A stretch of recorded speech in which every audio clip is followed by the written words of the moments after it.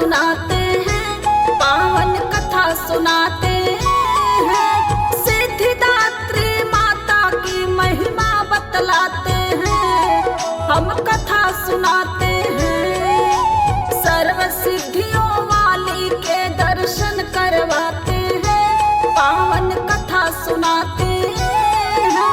नवरात्र के 9वें दिन की कथा सुनाते हैं, हम कथा सुनाते हैं। करनो दुर्गा का ध्यान, हो जाएगा कल्याण, हो जाएगा कल्याण। करनो दुर्गा का ध्यान।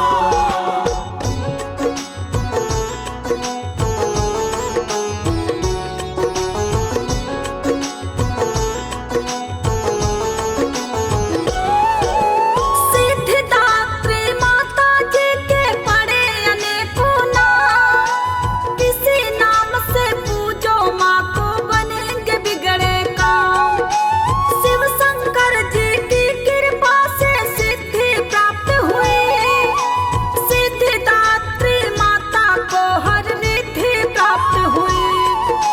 सिंहवाहिनी कमलवासिनी माता कहलाती, अपने सेवकों के ऊपर माँ खुशियाँ बरसाती। अर्धनारीश्वर बन शिव इनकी अनुकंपा से, अर्धनारीश्वर नाम पड़ा इनकी ही कृपा से।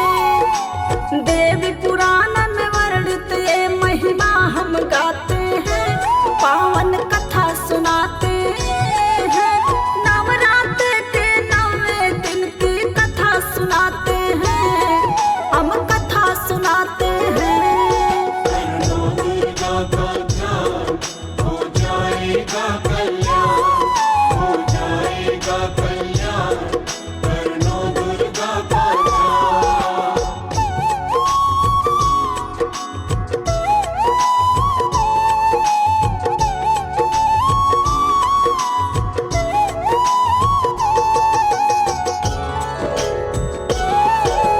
चार भुजाओं वाली माँ का रूप बड़ा अनुपम, नवरात्रों में इनको मिला स्थान बड़ा उत्तम। नवमी के दिन जो इस माँ का पूजन करता है, धन वैभव खुशियाँ से उसका आंगन भरता है। सिद्धिदात्री माँ की आराधना जिस घर होती है, इस माता की पूरी कृपा उस पर होती है। दुख संकट सब टल जाते हैं उसके जीवन से, केवल सिद्धिदात्री माँ के पूजन वंदन से। वेदों में वर्णित है जो हम वही सुनाते हैं, पावन कथा सुनाते हैं। नवरात्रों के 9वें दिन की कथा सुनाते हैं, हम कथा सुनाते हैं। करनो दुर्गा का ध्यान, हो जाएगा कल्याण, हो जाएगा कल्याण। करनो दुर्गा का ध्यान।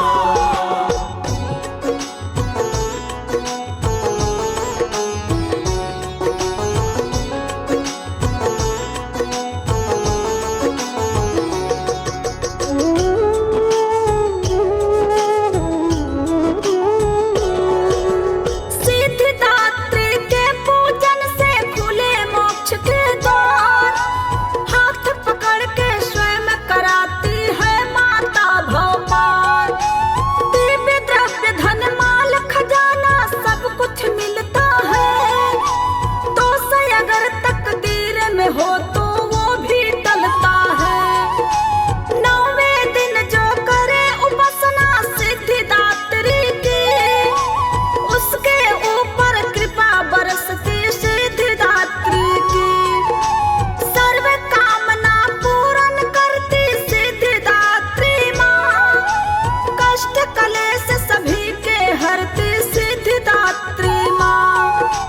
अति सर्वोत्तम देवी का वृत्तांत सुनाते हैं, पावन कथा सुनाते हैं। नवरात्रों के 9वें दिन की कथा सुनाते हैं,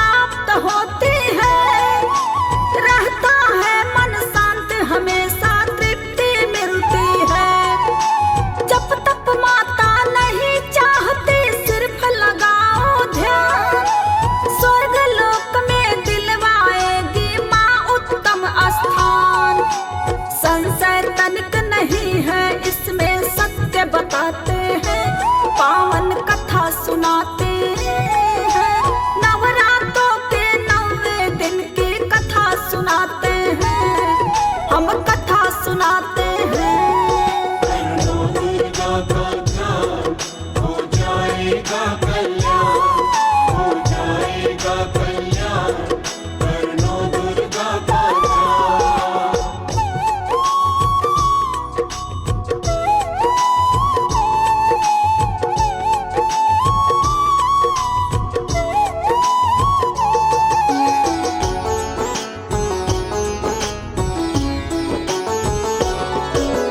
सिद्धिदात्री माँ की महिमा बड़ी निराली है। बिन मांगे ही माँ उत्तम फल देने वाली है। दया का सागर सिद्धिदात्री माता कहलाती। नवमी के दिन सबके घर में खुशियाँ बरसाती। पूजन वंदन करो निवेदन सच्चे हृदय से। बचे रहोगे जीवन भर कष्टों के प्रलय से। सिद्धिदात्री की जय बोलो मिलकर के सारे। भरे रहेंगे जीवन भर सबके ही भंडारे। हाथ जोड़ सुखदेव चरण में ध्यान लगाते हैं।